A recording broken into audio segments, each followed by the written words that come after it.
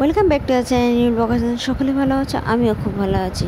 ভালো আছি বলতে হয় কারণ ভালো আছি সত্যি বলতে এত মানুষ এত কষ্ট করছে, তার থেকে তো একটু ভালো আছি, এই জন্য বললাম ভালো আছি। তোমরা কেমন আছো গরমে? অবশ্যই কমেন্ট করে জানিও। সব জায়গায় গরমের তাপ একই রকম না, আলাদা আলাদা। প্রত্যেকে ভালো থাকার চেষ্টা করো, ভালো রাখার চেষ্টা করো প্রত্যেকে বাড়ির লোককে। ইভেন এত গরম পড়েছে, প্লিজ নিজেরা সেফ থাকো, বাড়ির আশেপাশেও সব কিছু দেখো। এইসব অবশ্য হয় না। আমি সেদিনকে যেমন খেতে দিচ্ছে, মানে আমি কাজ করছিলাম, দেখি একটু মানে কুকুর বাচ্চাটা ছোটো মতন একটা কি কিউট দেখতে ইয়ে করছে, তো আমি ওকে খেতে দিলাম, বিস্কিট খেয়ে নিল। মানে ওর এত খিদে পেয়েছে, ও তার বলতে পারে না, ওকে খেতে দিয়ে দিলাম জানলার ওখান থেকে, পুক পুক করে খেয়ে নিল। তার পরের দিন আমাকে ঠিক চিনে রেখেছে, যেই আমাকে দেখতে পেয়েছে আমার ঘরের ভিতরে ঢুকে আসলো। তো ঘরের ভিতরে তো আর ঢুকতে দিতে পারি না, সত্যি কথা বলতে। বাইরে থাকে, ঘুরে ফেরে, স্বাভাবিকভাবে সেই হিসাবে আমি ঘরের ভিতরে ঢুকতে দিতে পারি না। তো চলো আজকে তোমার সাথে কিছু কথা আছে, সেটা তোমার সাথে শেয়ার করে নিই। অনেকে অনেক রকম কমেন্ট করো, অনেকে অনেক কিছুই বলে, পজিটিভ নেগেটিভ থাকেই। আমি আগেও বলেছি, আমি পজিটিভ কথাটা যতটা গুরুত্ব দিই, নেগেটিভ কথাটা ততটা গুরুত্ব দিই না। পজিটিভ কথাটা সবসময় গুরুত্ব দেওয়া উচিত, তার কারণ আমরা কিন্তু আমাদের যতই আমরা ভাবি আমরা ভালো কাজ করবো, ভালোভাবে চলবো, যাই করবো, আমাদের কিন্তু যাই হোক নেগেটিভ কথাটা কোনোভাবে আকর্ষিত, নেগেটিভ কথা কিন্তু প্রচণ্ড জোর থেকে আকর্ষিত করে।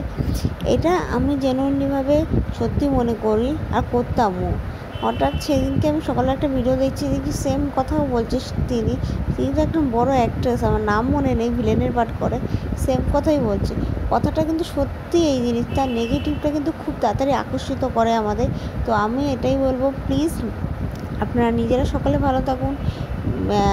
লোকে যখন ভালো থাকছে, প্লিজ সেইটাতে আর নিজেদের খারাপ থাকাটা ফার্স্ট্রেশনটা বের করবেন না, কারণ খারাপ মানুষ মাত্রই থাকে, সবাই থাকে। প্রত্যেকটা জীবনে প্রত্যেকটা মানুষের লাইফস্টাইল আলাদা, প্রত্যেকের জীবনের ভাবনা চিন্তা আলাদা, প্রত্যেকে মানুষ চলাফেরা করে, প্রত্যেকটা মানুষের আলাদা আলাদা পার্ট, তার আলাদা আলাদাভাবে সব কিছু করে।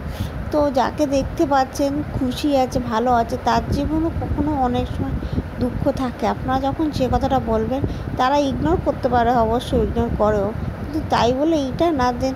তো আপনার যে ফার্স্ট্রেশনটা আপনারা করেই যাবেন, এটা কখনো করা উচিত নয়, আমি সেটা বিশ্বাস করি। তো সেইভাবে চলারও উচিত নয়।